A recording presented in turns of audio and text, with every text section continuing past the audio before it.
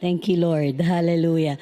Gagawa kayo ng something mamaya, kaya itago niyo yung mga papel na yan. Suratan niyo sa likod nanto. Okay? Let's pray. Hallelujah. Thank you, Jesus. Father, truly we give you honor and praise for who you are. Thank you for your goodness and for your faithfulness, continuously sustaining and upholding us, Lord. Even as we come to this next session, thank you for the power of the Holy Spirit who will sustain, Lord, our emotions, our thoughts, our physical bodies, that even our spirit will still continue to receive the fullness of your word. Thank you for, you are the great teacher and you're able to bring about understanding to all of us. In Jesus' name we pray. Amen. So, welcome once again to our Young Adults Conference, even to our viewers online. Welcome also. Thank you for watching. So, the topic ko is identity in Christ. Tinaibaga is finances, but I would like to really put it as prosperity. Kasi hindi lang limited on the material side or on the financial part. So, we have been made to believe that riches and prosperity is measured by money. Numapan tayo i word of God, the true riches for a Christian consist in faith and love towards the Lord that expresses itself sometimes in self-denial and in following and obeying Christ. And makita tayo dito di very popular nga verse, Matthew 6:33, but seek ye first His kingdom and His righteousness, and all these things will be given to you as well. Okay? We can see from here, it is very important to put the Lord first in everything. To seek Him, not only the kingdom of the Lord, but also His righteousness. Lalo at pera ang pag-uusapan, very important yung righteousness. Okay? And to those who are truly rich, they have gained freedom from the things of the world through confidence that God is their Father and that He will not forsake them. Makita tayo ngayon nga, a person who has really genuinely prospered in Christ does not put his trust in money. With or without money, masaya yan. Amen? Tadya dadu, manawan ko rata dya bulsa. Medyo kurang ti isam ti rupa, di ba? But when our prosperity is in Christ, with or without money, He is the one. Yeah? And with regard to the proper attitude toward the use of our possessions, the righteous, those who consider themselves to be believers in Christ, they are obligated to be faithful. And we can see this in Luke 16:11, ang sabi dyan, so if you have not been trustworthy in handling worldly wealth, who will entrust you with true riches? Okay? So, God is requiring faithfulness even in handling worldly wealth. Yan na yung portion ng finances, but we will talk about that later. So, we must not hold tightly to our possessions or personal wealth. It should not be our security, but i-relinquish tayo diya kini Lord. And hindi lang pera, even properties, because it is then that we have understood that we are not the owners of these things, but we are stewards. And we have to relinquish it to the Lord for His use in the kingdom of God. So God blesses us not only to bless others, but also to further the kingdom of God. Amen? So may higher purpose pala yun. So we should see ourselves then as stewards of what the Lord has given us. Why? Because how we handle money has a very big impact in our intimacy and relationship with Christ. Kuna na Luke 16:11, if you have not been faithful in the use of worldly wealth, who will entrust you with true riches? Binasa tayo dito tayo niya. Because oftentimes, when we are able to handle finances, which is worldly wealth, the Lord knows that we can now handle eternal riches or true riches nga kunang tidadto mga version. Meaning, we will not be taken by the blessings, but we are able to manage it properly. And why is this so? Because money is oftentimes the primary competitor over our life between the Lordship ni Jesus kin the Lordship ti kwarta. May tendency kasing pagpera, no, tayo nga naala di proper nga attitude towards money, it becomes the Lord of those who have not let the Lord be the Lord of their finances. Diba? Kaya yung iba, pwede nag-prosper na awan da. Lord, please bless me. I will serve you. Pero nung nag-prosper, nawala.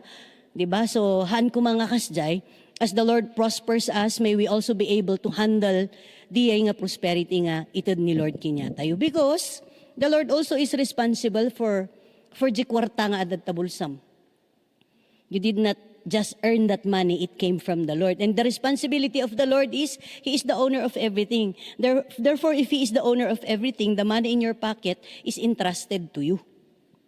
Hindi mo pala yan perang ikaw lang, dyan ba tatay ni Brother Lawrence? It is the Lord who gives us the ability to get wealth. And He is in control no matter what happens, even if the economy will agdip man data, agrise man data, it doesn't change the fact that God is God. Amen. And He will always be able to provide no matter what circumstances we are in.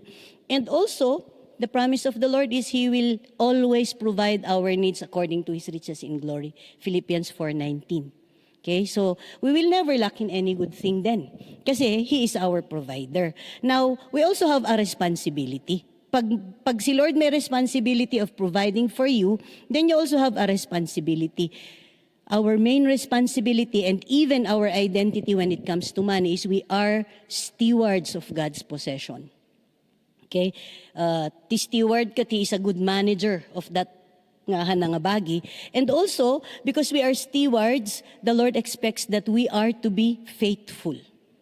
Okay? We have to be faithful. It is required of stewards that man be found faithful. Kunana di 1 Corinthians 4 verse 2. So this will include the faithfulness tayo, the honesty tayo, the integrity tayo, and particularly in the handling of our finances. Kasi pag hindi natin kayang hawakan yun, the Lord will not allow us to handle also heavenly riches. Okay? And, you know, when we are faithful, kat adagamin ti maaramidan na dayta eh. Husband and wife, Brother Lawrence and Sister Ida were talking a while ago. A husband and wife who is faithful, they grow closer together. Di ba? Ngam no adati unfaithful, nasisira yung relationship. So, when we are faithful, our relationship with Christ grows closer, and even we develop a godly character. Kasi money will not control us anymore.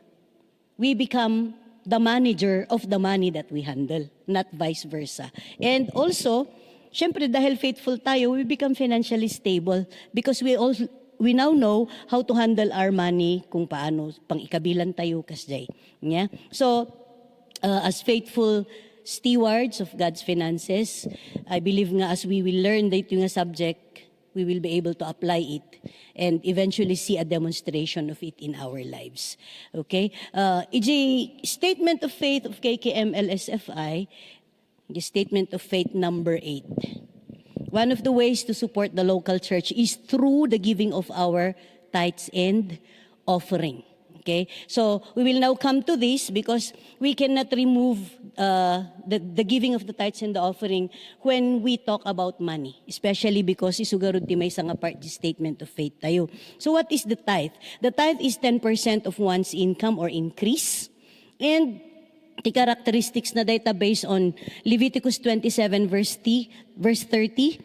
Basaan tayong tumot kiti day madamdama. It is holy. It belongs to the Lord. It is administered by God's chosen and appointed ministers, and it is an amount set by God, plus it is an evidence of our obedience, honesty, and faithfulness. Okay, so ikaw lang kasi ang may alam kung totoong yung tithes na binibigay mo is 100%. Okay? Now, for us to understand, because one of the things na ginagamit concerning the tithes para wag ibigay is pang Old Testament daw siya. Di ba? Tapos na yung Old Testament, fulfilled na kay Lord Jesus, kaya pati raw yung tithe kasama doon. But we will see it, that even before the law was given to Moses, there was already tithing that was mentioned in the Bible. And it is the tithe that was given by Abraham to King Melchizedek in the valley of Shaveh when there was a war between the Kaapan ti Sodom and Gomorrah. And that was the first mention of the tithes. Now, the tithing continued under the law with God's instruction to Moses. And we can read that from Leviticus chapter 27, verse 30 to 33. Sabi diyan, a tithe of everything from the land, whether grain from the soil or fruit from the trees, belongs to the Lord. So that's one of the characteristics. It is holy to the Lord. Second, and whoever would redeem any of their tithe must add a fifth of the value to it. Every tithe of the herd and flock, every tenth animal that passes under the shepherd's rod, will be holy to the Lord. No one may pick out the good from the bad or make any substitution. If anyone does make a substitution, both the animal and its substitute become holy and cannot be redeemed. These are the commandments the Lord gave Moses at Mount Sinai for the Israelites. So we can see from here that it was the Lord who commanded the giving of the tithes. Paano ba yan kinukuha kasi? In the Old Testament, dalawang uri ang binibigyan ng tithes. The herd of the flock or animals, and the fruit of the soil or grains, or fruit of the trees, kasjay. So, pag sinabing grain ang bibigyan ng tithes, nalaka nga i-compute di jay. Kasi halimbawa, you harvested 10 kavans of rice, the tithe will be isa lang, di ba? Tapos, sabi niya kasi dyan, verse 31, whoever would redeem any of their tithe must add a fifth of the value to it. What does that mean? Ang sinasabi is, if you will borrow your tithe, dapat dito itinang bulbulo din, tithes na. Lang asyak. Di ba? Sabi ni Lord, may interest.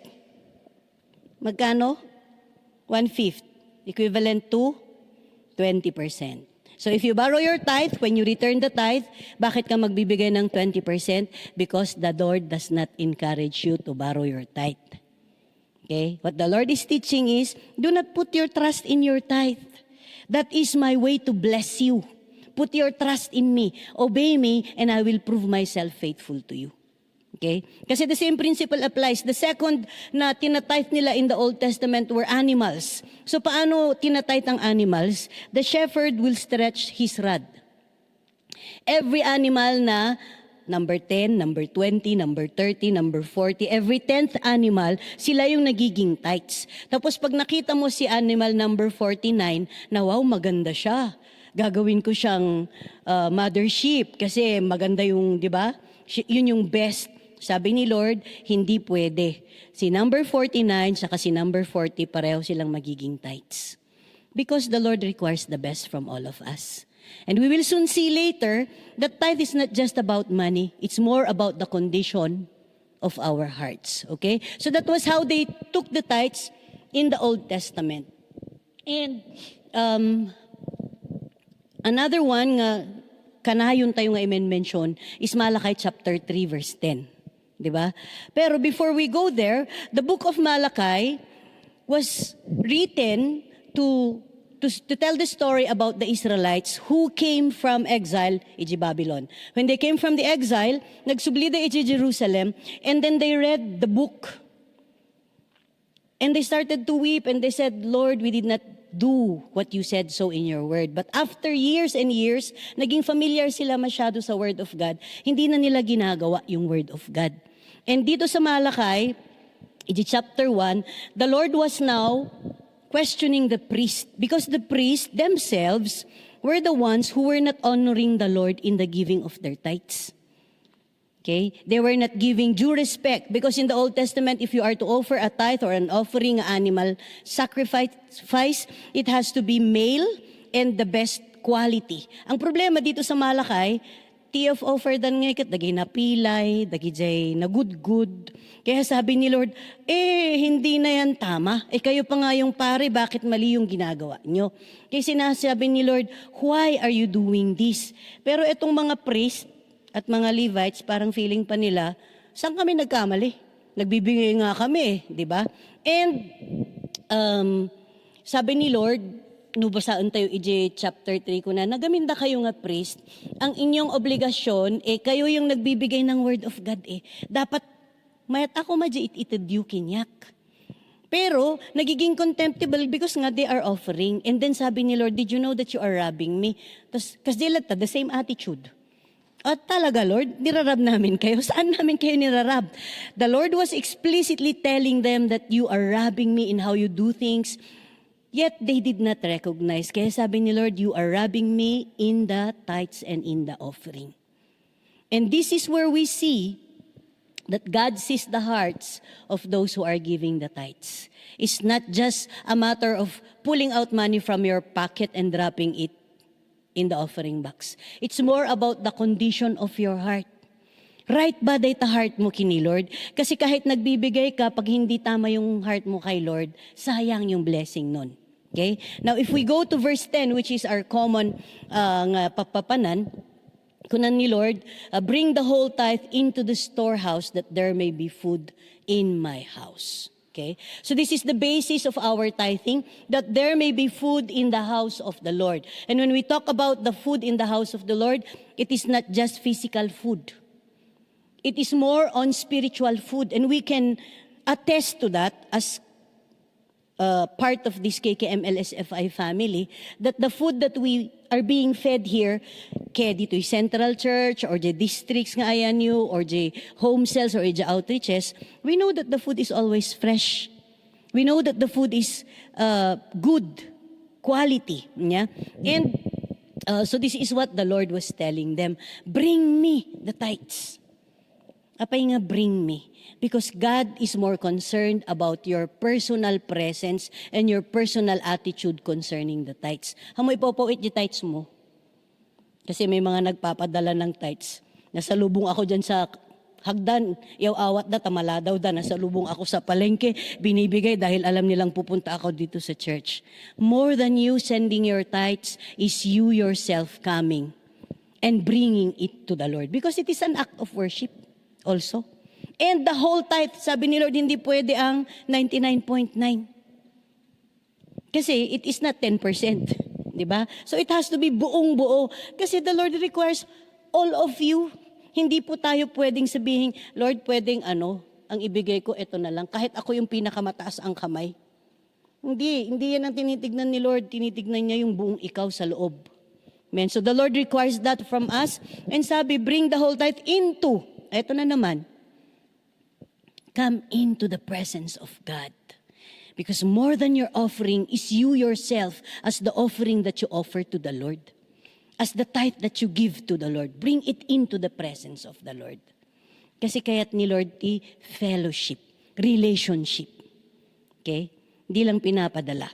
And into the storehouse. The storehouse is the depository where the priest keep the tithes for food. And it speaks of a spiritual storehouse here in church that provides us spiritual food, that we will not lack in any good thing, so that we will not be deceived. It will protect us. It will provide for us. It will sustain us. It will uphold us. Amen? And kunana, that there may be food in my house.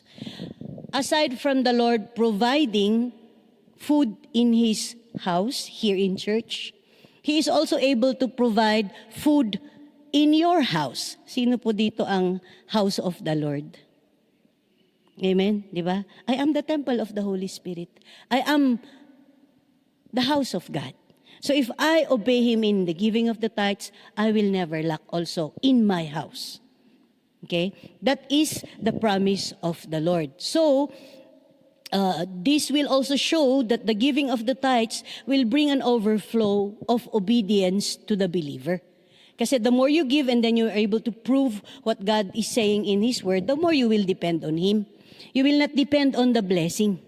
Oo, there is a blessing of the tithe, but hindi yun yung hinahabol mo. What you are running after is the very presence of God Himself. And when you are in the presence of God, you will never lack. Okay? Nga, ang mga promises ni Lord, sabi dyan sa verse 10, test me in this, says the Lord. If there is one thing that the Lord asks us to test Him about, ito yun. Okay? And I see if I will not open the floodgates, Jedaduma, of heaven, that there will not be room enough to contain it. So sabi ni Lord, test me, prove me, and I will show myself faithful. Okay? So more than that is more than the provision of the Lord nga, Rod, kat di aji, kaya't na nga amin tayo, kat umunog tayo di very presence ni Lord. And He requires the best from all of us. Okay? Kailangan talaga nating gawin yung sinabi niya sa salita niya.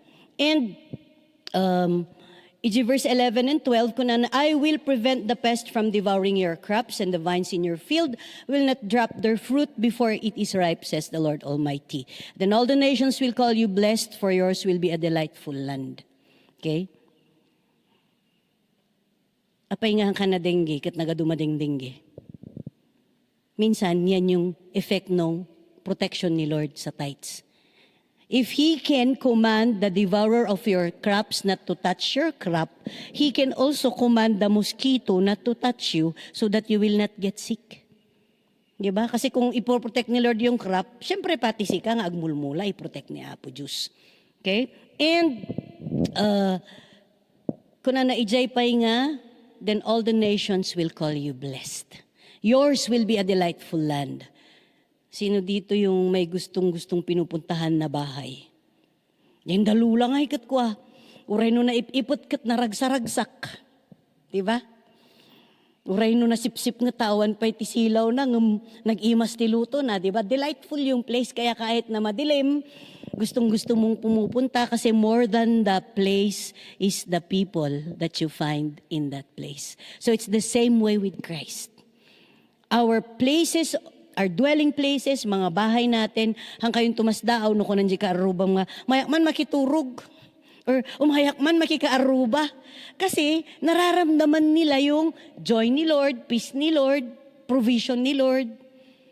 Wala no simple di makan, pero may joy sa pagkain, di ba? So yun yung blessing nung tithe sa atin. Now, how is this related to the condition of our hearts? When the people started to do these things, there was also the expectation that the Lord will bless them. But sometimes people expect it to happen in their own time frame. Ang problema hindi. So sabi nung iba, bigay kami ng bigay, bakit wala?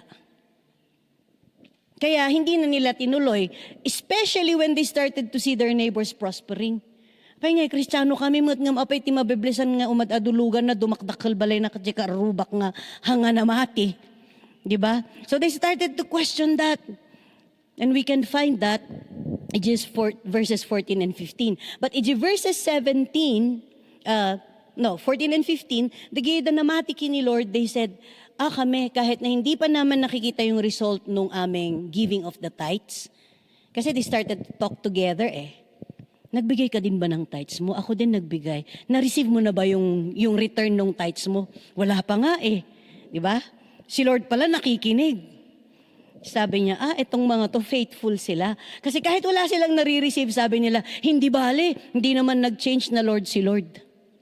Hindi pa rin naman nag-change na God knows the best time. Di ba?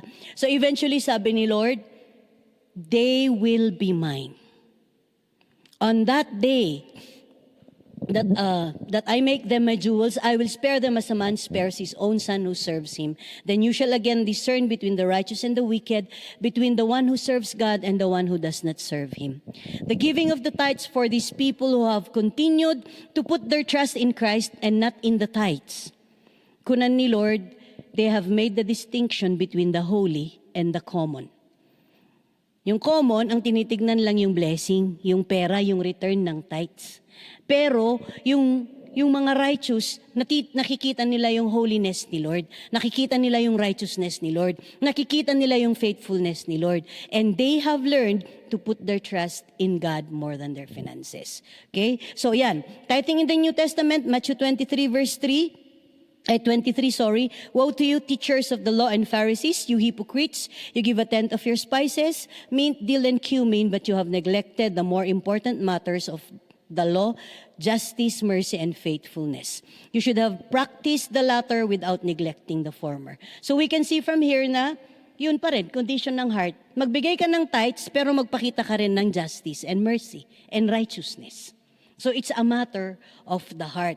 Now, why do we have to discuss this? Sa LSSM, mahabang discussion yan. Pero anyway, I am presenting this kasi may relate yan sa pera. Okay? Balik tayo sa sinabi natin kanina dun sa Luke 21:11 ba yun? Sabi niya na, if we are faithful in unrighteous mammon, then the Lord will also allow us to handle eternal or heavenly riches. Now, syempre, may faith din tayo to believe the Lord to provide for us when we give our tithes and offering. Pero practical nga iti word of God. Kaya kailangan, we have to earn money God's way. Hindi naman dyan mahuhulog lang kaagad-agad, di ba? So how do we earn it? We work. Okay? The work is created for our benefit. Makita tayo dito di Genesis 12:21. Why does it bring benefit to us? Because makita tayo nga, God saw that work is necessary so that it will develop our character.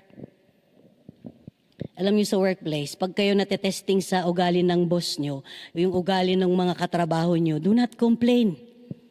That is the Lord's way to develop character in you. Amen? Naku, talaga naman, itong kasama kong ito. Kung pwede lang talaga, kung kuna tayo nga. But take it as a joy. Thank you, Lord. I have patience. Thank you, Lord. I am joyful. Thank you, Lord. I am favored. Who knows, the goodness that you show will minister to your workmate. And always remember, we work for the Lord. Magkita tayo dito sa Colossians 3:23, whatever things you do, do it all with all your heart. And God's work responsibilities, He will provide for your job. So nga nagbibiro kat ijabang kaagdanag, i-provide ni Lord. Amen? Also, He will give you success in the workplace. Kahit na hindi ka cum laude, kahit na hindi ikaw yung pinakamatalino, pag nandun si Lord na nagtuturo ko anong gagawin mo, pwede kang mag-excel sa trabaho. Amen. He will give you success and He will control your promotion and advancement. So pag ang feeling mo, bakit hindi ako na-promote, do not worry. God has His own time. He will be the one to promote you. Now, our responsibility, we have to work hard. Sana, hindi lang sa work, kahit dito sa church, bawal ang tamad. Amen? Because kuna ni Lord Ecclesiastes 9:10, whatever your hand finds to do, do it with all your might. And also naman, pag sobra ka ng mga nagagat, do not overwork. Okay? Kasi kasalanan din yun kay Lord. Okay? So, balance. Work hard, but do not overwork. And honor your employers. Don't talk negative against them. Okay? Because they are the ones that God uses for you to be blessed. And honor your fellow employees. Do not slander or gossip against them. Kasi ikaw din minsan may kamali ka rin. So, do not entertain this in the workplace. Because when we demonstrate this character, we glorify God in the workplace. Okay? Second, spend wisely. Importante nga mo tayo to live within our means. Okay? And how do we spend wisely? We learn to be content. Kung ano yung meron, thank you, Lord. Hanga di, Lord, mas malaki pa. Kasi ang tendency minsan, actually, hindi tayo nasasatisfy. Kat ni Lord mo't ag-provide sunay niya. Learn to be content and avoid coveting. Do not desire wrongly and without due regard to others. Mabasa tayo dito sa Exodus 20:17. And do not determine your spending by comparing it to others. Pag yung kasama mo, kaya niyang mag-Starbucks every week, ikaw yung sweldo mo hindi kaya, okay lang, damot kape tayo di kantin, 15 pesos. May gatas pa yan. O diba, may ganyan ba sa labas? Pwede namang, or pwedeng sa bahay na. Diba? So determine. And live simply. Part of being contented is, you live a simple life. Okay? Needs will be met within the body of Christ. Kasi yun naman yung promise ni Lord. Pag kokonti pa yung sweldo, God will provide. Siya naman mag-i-increase pa rin ng so na timang i-promote kinmang sabat di kasapulan tayo. And beware of the influence of advertising. Kasi ang purpose ng advertisement is for you to buy. So hindi porke, wow, ang ganda. Sige, bili ka man ng bili. Mamaya hindi mo rin pala nagamit. So do not be influenced by that. And develop a plan to control your spending. Okay? How do you develop a plan? The next one is make a workable budget. Ada ba agbad budget kada kayo to eh? Very good for those who are doing that. Kasi malaki ang tulong yan on how you are able to handle your money properly, okay? So what is a budget? A budget is a plan where you write down to decide how you will spend your money. And basically, your budget will show you manubati kwarta nga umununag. Manubati kwarta nga rumrumwar. Kasi dijay. And it will also help you to decide pang igastuak ngayon no adati extra. Kasi kaya yan yung purpose ng papel, gagawa mamaya gagawa tayo ng budget. Personal yung budget para matulungan tayo ijay panang-handle tayo di finances tayo. Kasi that's one of stewardship. Isutiway tayo ngayon agbalin nga steward. Okay? So, 5 simple steps to create and use a budget. Estimate, number 1, estimate your monthly income. Listam, saan nanggagaling yung income mo? Pwedeng manggagaling yan sa sweldo. Minsan meron nagbibigay sa'yo ng love gift. Baka may mga investment ka naman na nag-earn din sila. Isulat mo lahat yon. Then paycheck mo kung no pensionado ka, mabalin mo tinayan mo nagpen-pension ka. And then, write it down.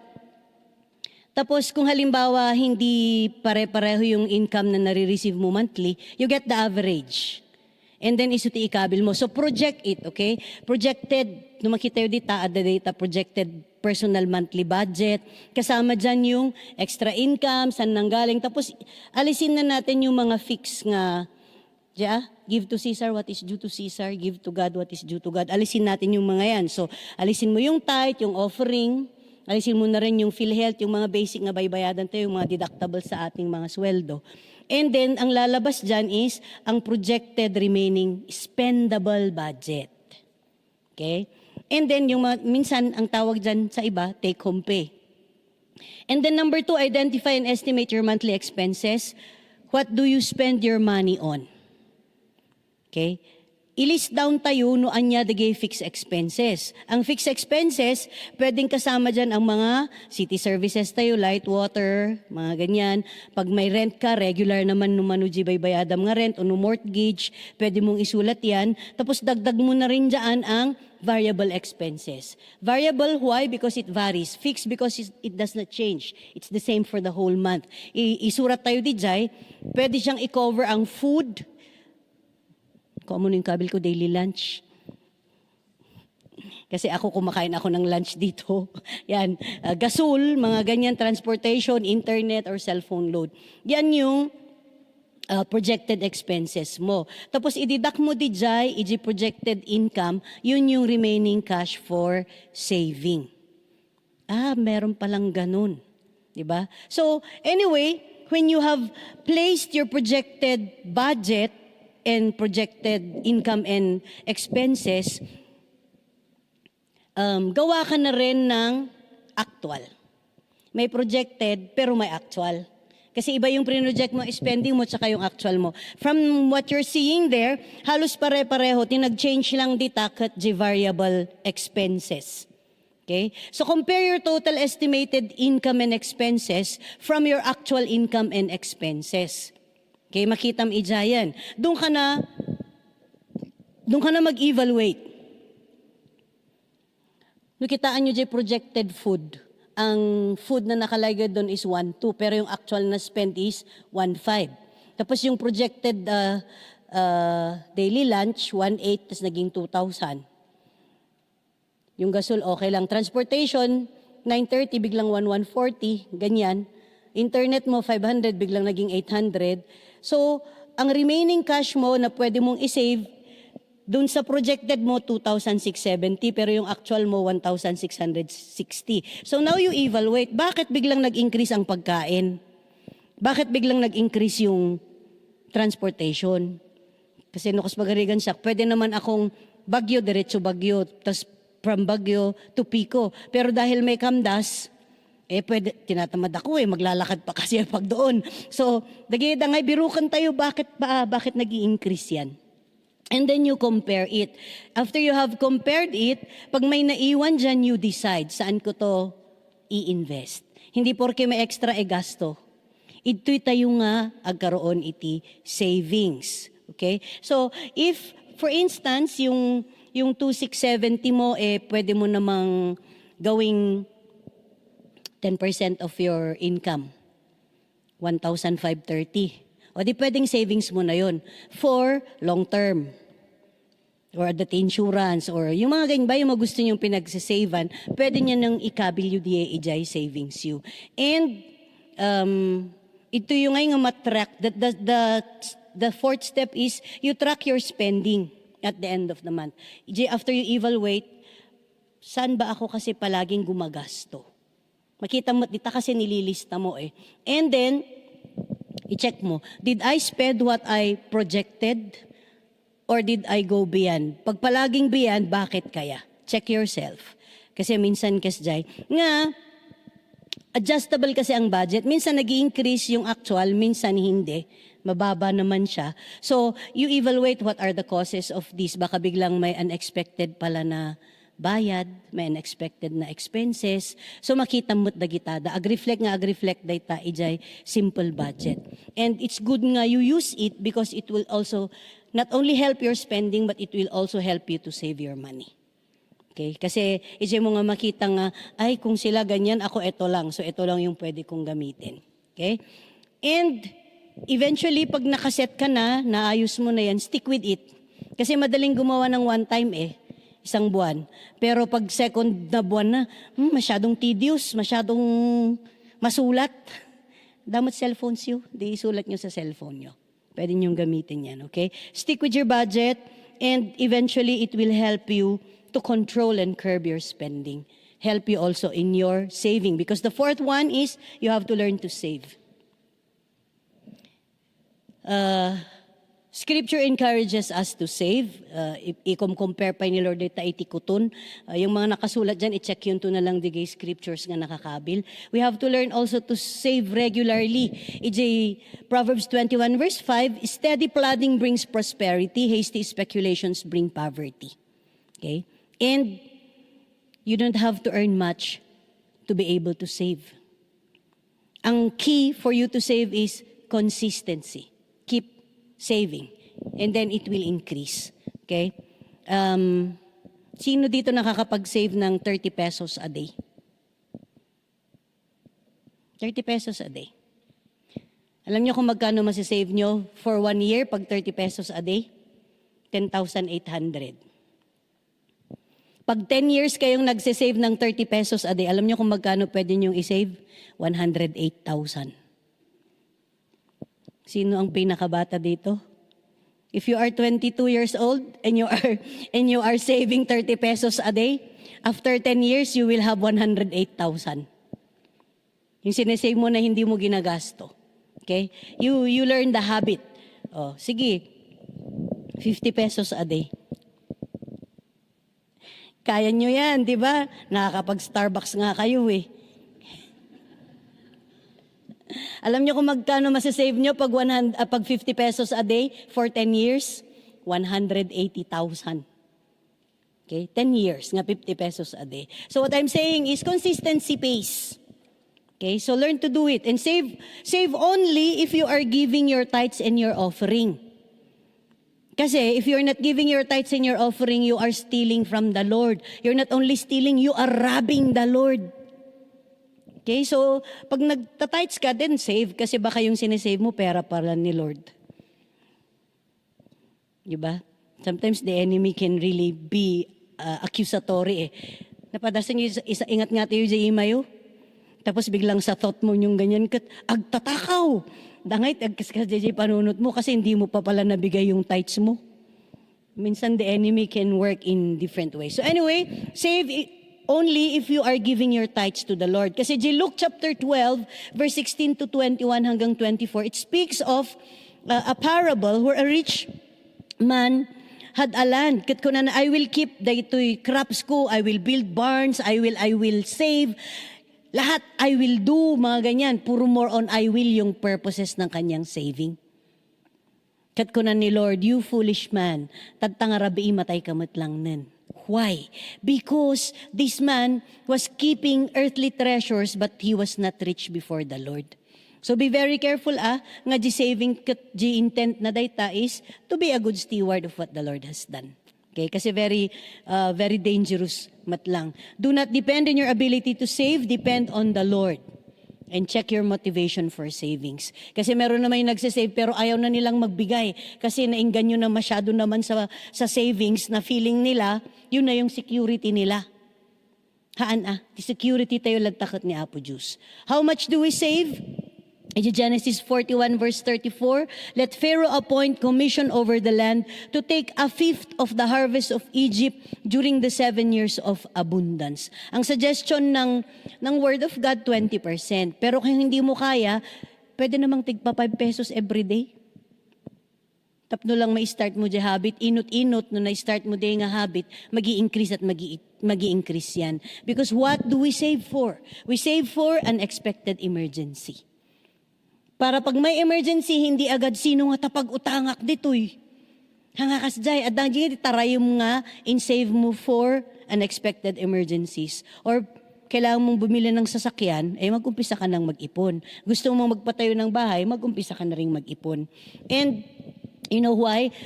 Kasi majority sa inyo single eh. Pag naaral nyo ito, karkaro dagi babae, magagamit nyo yan pag married na kayo. Ang laking tulong. Ureno awan asawa ka. Pero on a personal note, there are things that I am saving for and it has saved me. My saving has saved me also, okay? So, ang normal way of saving, kaya yung iba nagkakaproblema is ito.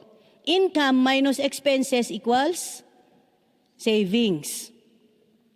Pero sometimes, mas malaki yung expense, kaya walang naiiwan. Kaya hindi na nakakapag-ipon. Diba? Pero mas effective dahito yung may isa. Income, minus syempre tithes and offering, income minus savings equals expenses. Kasi at least alam mo na kung magkano yung sinave mo, the remaining amount of money, that is what you will expend. Sigurado kada nga at dati maidulin nyo. It will also control your spending. Okay? So that is part of earning money God's way, savings. And ito lang warning tungkol sa utang. The Lord does not encourage you to borrow money. Why? Because minsan, debt can bring discouragement. Okay? Kuna na Romans 13 verse 8, let no debt remain outstanding. If you have utang, anong gagawin? Bayaran. Huwag thank you. Kasi iba yung hiningi at iba yung inutang. Okay? And in the Word of God, debt is considered slavery. The rich rule over the poor and the borrower is servant to the lender. Okay? We do not have the freedom to decide how to use our money pag may utang tayo. Isong ano mamingsan dyan duma, no sa batang dan dyan nakautangan da, ilislis syandan. Huwag ganun ah. Okay? Because in the Old Testament, debt was a curse for disobedience. But it's also freedom from debt that was a reward of obedience. So, kitaan tayo dagitoy da, and tigamin debt, you presume on the future. You assume nga, manungbong pa utang man. Kahit 10,000, babayaran ko at the end of the month. Di balit agsweldo kami ton. Di ba? Pinapromise natin yung wala pa. Do not presume. Kasi, siguro no emergency cases, naintindihan ko. Pero pag naging habit na kasi ang pangungutang, hindi na siya maganda. Okay? So habang kaya, huwag. Kasi dati tendency, unless ang business, pero yun pa rin it has to be the attitude. Yung warning kanina ni Brother Lawrence, do not love money. Be careful of the love of money. Kasi pag ikaw naman may utang, paano ka garod ngayon makarwar, iji utang, karkanong dakal ti utang. Then, pray. Pray that the Lord will show you how to get out of debt. Okay? Depend on the Lord to help you and give you the wisdom on how to repay your debt. And pag di kami duma, utang da, tapno bayadan da di utang da. Kasi ngay, huwag. Do not accumulate debt. Kasi baka madamdaman tun kat jigarod pag naging habit na, ang effect niya nagiging shackle na yan sa'yo. Bis nga bayadam di may sa in promise mo, agpareho dan nga agsingir, awan ti pagbayad, yun nga. So, kitaan tayo di jay. And list all your debts and everything you own. If you need to sell something to pay off your debt, then do it. Tapos, write a spending plan on how to pay. Bayaran mo yung maliit. Para pag natapos yung kaya mo, next ulit. Tapos, accumulate, di pangbayad mo ti basit, i-next mo man ng next. Kasi di until nga mabayadam di ay. And kung kailangan, consider earning additional income. Kat manungay lang mo itong kaaglako ti fishbowl. Nujisango yung kat may location na, malaki kayang pera doon. Di ba? And reduce spending. You don't have to earn everything that you don't have to spend everything that you earn. G investment, na-mention tayo ni Brother Lawrence Dijay, pero kahit ko lang i-mention nga, if you are investing money, you check the moral values of the company that you are investing your money. Kasi bakit pag in-investan dagayam dagita kat drugs, or sigarilyo, or gambling. Meron kasi yung parang ang ganda-ganda ng presentation sa'yo. Pero behind the scene gayam, sa balit ipapapanan na data, gun running gayam, or prostitution. Basta kakasday ngay. So, you check where you are putting your money. And avoid risky investment. Normal nga rate of return on investment annually is 4%. Good is 10%. Kaya pag prinamis sa'yo na get rich quick every month, kat agsublikin niyam 100%, that is not agpaiso. Okay? Magduda ka na kasi scam dayta. Napadpadas tayo matdaytan, aduti nakakitaan tayo, it doesn't become a blessing. Well, yes, siguro no first, marireceive mo yan, pero eventually, if you're not careful, it will become greed and love of money. So, don't be taken by that. Instead, i-diversify mo sa investment mo. You ask the Lord, agsik ka, Lord, saan ko to pwedeng i-invest? Baka dati matulungan nga farmer. Baka, Lord, pwede naman din akong tibang tagtakat, offer the mutin iti investments yung lowest yata is 1,000 pesos a month. Or pwede mga time deposits, mga ganyan. So, i-diversify tayo, Dijay, because it will reduce the exposure to risk. Di kwartam ngay. Kasi pag iisa yung pinunta mo, tapos risky pa yun, pwedeng mawala agad. Ngam no, iwaras mo Dijay, haan nga kasjay. And, na-mention ni Brother Lawrence, don't be involved in get-rich-quick schemes and gamblings. Masisira ka dyan. Okay? Now, dito garod, the last warning is be careful of the love of money. 1 Timothy 6 verse 10, for the love of money is the root of all kinds of evil, and some people craving money have wandered from true faith and pierced themselves with many sorrows. Remember this, materialism is the outward manifestation of an inward greed. Pag palaging ang hinahabol mo material na bagay, ang pinapakita niyan sa loob mo pala, meron kang greed. Okay, so check your heart. Our God is a good God. He shows us, He convicts us of sin. And when He does that, do not ignore it. Kasi it is the Lord showing you nga, sa bali dita pa na, madadaal ka dita. Okay, and Luke 16:11, na-mention tayo dito yan. If you have been faithful in the unrighteous mammon, who will commit to you true riches? Let us be faithful with money, so that we can also be entrusted with true riches. And Matthew 15:21, di ko maibaga ni Lord kada tayo, amin is, well done, thou good and faithful servant. You have been faithful in a few things, I will make you ruler over many things. Enter into the joy of your Lord. Okay? And I would just like to conclude with this, nga, iti parable of the sower, kuna na nga iti Matthew chapter 13 verse 23, he who received seed on good ground is he who hears the word. Sino iti nang dengeg the word of God? He who hears the word and understands it. Okay? I believe adamat siguro na awatan tayo inya. Who indeed bears fruit and produces some 100-fold, some 60, and some 30. Not 60 times, but 100 times. Ay, 100-fold. So pag sinabing fold, i-fold yun di may isa.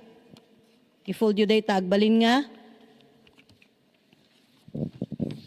Pag pinold mo yan, magiging duwa. So pag 1-fold pa lang, 100% ng agad.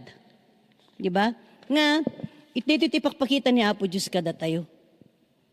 Ang 1-fold equals 2, ang 2-fold equals 4, ang 3-fold equals 8, ang 5-fold equals 16, 5-fold equals 32. It just shows that God is able to increase you even in the simplest faithfulness. Kahit sa pinakamaliit na faithfulness. But alam niyo ba kung magkano ang equivalent ng 30-fold? 30-fold is 1,073,701,824. May pera na ba kayong ganyan? Sino dito tibilyonaryo yun? Okay? 60-fold is 19 digits. 1 quintillion, 151 quadrillion, 973 trillion, 21 billion, 73 million, 89,216. 60-fold. 100-fold. 31 digits yan. Okay? 1,201 octillion, 64 septillion, 595 sextillion, 207 quintillion, 167 quadrillion, 685 trillion, 882 billion, 431,343,616. Ano ang pinapakita ni Lord? Sabi ko, wala pa siguro akong katiting kahit daon sa 30-fold, wala pa. And what is good is I am increasing pa rin kahit na, or siguro mabalbalin na dak siguro di 5-fold. Pwede ba siguro yan? Pero ang pinapakita ni Lord is this. God is really able to do exceedingly abundantly above all that you could ever ask or think according to His power that is at work within you. Ephesians chapter 3 verse 20. And humanity pagtutungtungan kaya ni Lord nga i-provide day takinyam. But the question is your heart a good ground? Are you faithful over the things of God? Are you also faithful in handling worldly mammon? How is the level of our integrity and honesty? Okay? Mapagkakatiwalaan ka ba dyan sa 100 sa bulsa mo? Kasi kung mapagkakatiwalaan ka dyan sa 100, kayang i-increase ni Lord yan ng 100,000. Amen. And this is the principle of what we are talking about, tagta, that God is the one who sees us, and His desire is for each and every one of us to become good stewards of the finances that He is letting us handle. Okay? Atidog, but I pray that you have learned something from here. And nag-itudakti paper kasi kung pwede, siguro no, at that time madamdaman the questions, unang 30 question and answer. Tapos kung may time, gawa kayo ng personal budget based on your monthly income. Assignment yo, pagkatapos nito, itago nyo yun yung gagawin yung budget mamaya. After a month, gawa ulit kayo. Pero yun na yung actual na spending nyo. Tapno i-check yung paano yung projected, paano yung actual. If you can start on that and maintain it, it will really help you in saving the kwarta. But always, the importante, check the condition of the heart. Money is a tool. Hindi siya ang magrurule sa buhay mo. You are the one who is in charge of that money and you are to use it properly, honorably, and godly for the glory of the Lord. Amen. Let's pray. Thank you, Jesus. Hallelujah. Father, truly we give you honor and praise because you are faithful to all of us, Lord, and thank you that you're also able to help us, even in the practical things of doing your word. You're able to strengthen and enable us so that even in the handling of our finances, you are lifted up and glorified. Lord, for anyone among us who is having problems concerning their finances, Lord, I just pray for your wisdom and the delivering power of the anointing of the Holy Spirit to come upon each one, Father, so that we will be set free from debt, no, that the utang, Lord. If there is a need, then it will also be provided. Thank you for continuously sustaining us and upholding us. Thank you for the seed of your word, Lord. I believe it is planted on good ground, and truly it will bear fruit 30-fold, 60-fold, and 100-fold for your honor and for your glory. In Jesus' name we pray. Amen.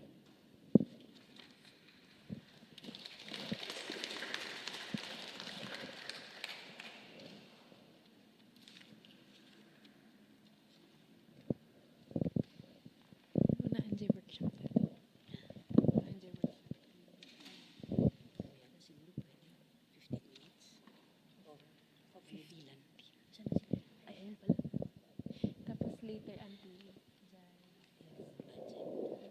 From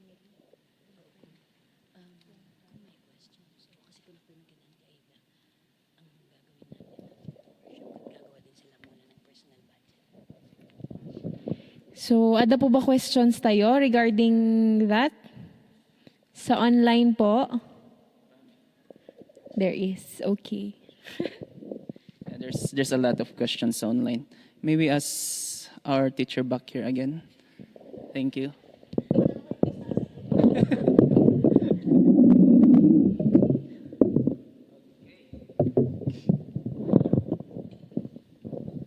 Manong Nero, thank you. Okay, so there's a lot of questions, Jay, online and some. Sa atin dito, meron ba tayong katanungan? From us? Meron? Wala? Okay. Sige. Baka makarelate tayo lahat. Okay, number one is, can I use my tithes for emergency situations? I think it's case to case. Pero nung mabalin, haan. Kasi the blessing of the tithe can also overflow in your emergency. Amen. Amen po ba? Okay, thank you. Next question. How do we restore damaged relationship because of unpaid debt? Bayadam di utang mo. Kasi the reason why the relationship was hindi naman siguro damage is because of the utang. So I believe the first show of genuine desire to be restored is the genuineness and willingness to pay also. So I think dito pang irog yan. Amen. Marami pa tayong question, Manang. Meron bang, this is, some of us know this, pero for the sake of others, meron bang tithes ang loan? Loan. Loan? Hindi, Yes. wala. Kasi income is or increase can also be your profit or your gain.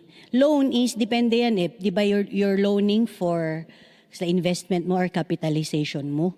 If you have used your loan and then nag-compute ka at the end of that cut at the iti interest, ay the profit mo, yun yung mabibigyan ng tithes. Okay. Another one. Sorry.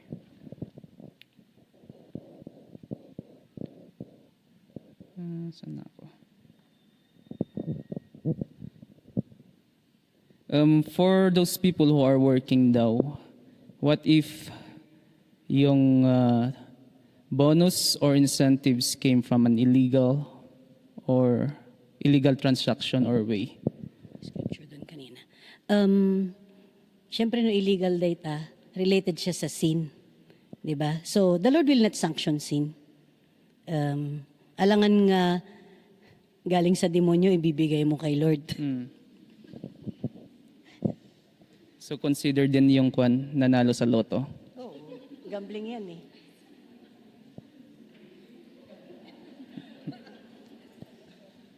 Okay, how about you mentioned a while ago Manang as much as possible we don't get into debt or loan inya. But for those people who are in the business side, for the growth of the business, is it possible? Oo naman. Loan is, di aglo loan not necessarily nga sinful di jay. It is how you use the loan. Eh pag business, kailangan mo yan at babayaran mo naman, di oo naman. Okay. Two more or less. For those married couples, you can do this ate. Hiwalay ba yung tithes and offering? Married couple. If you listen to Sister Aida and Brother Lawrence a while ago, they were talking about, di ba, having their money as one. So, as one, yung kanilang tithes. Okay. I think that's all our questions unless meron pang gustong magdagdag. Meron pa ba?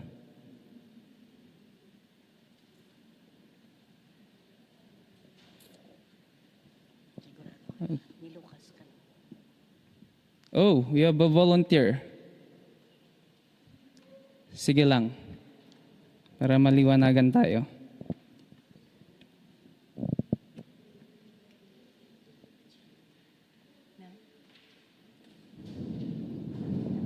Okay. I think nasagot ba yung katanungan natin?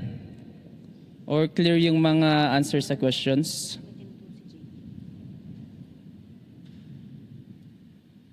Check ko lang sa online. Sorry.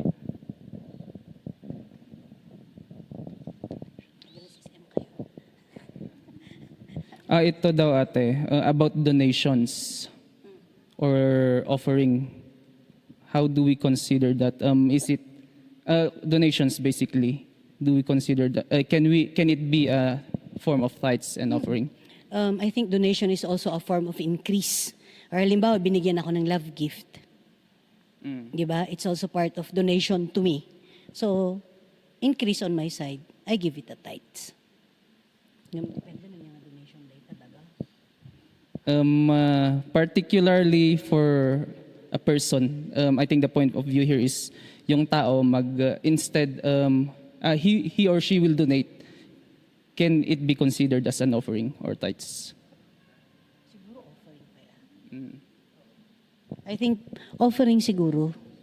Magdo-donate ka ng pera. Parang offering pa rin yun.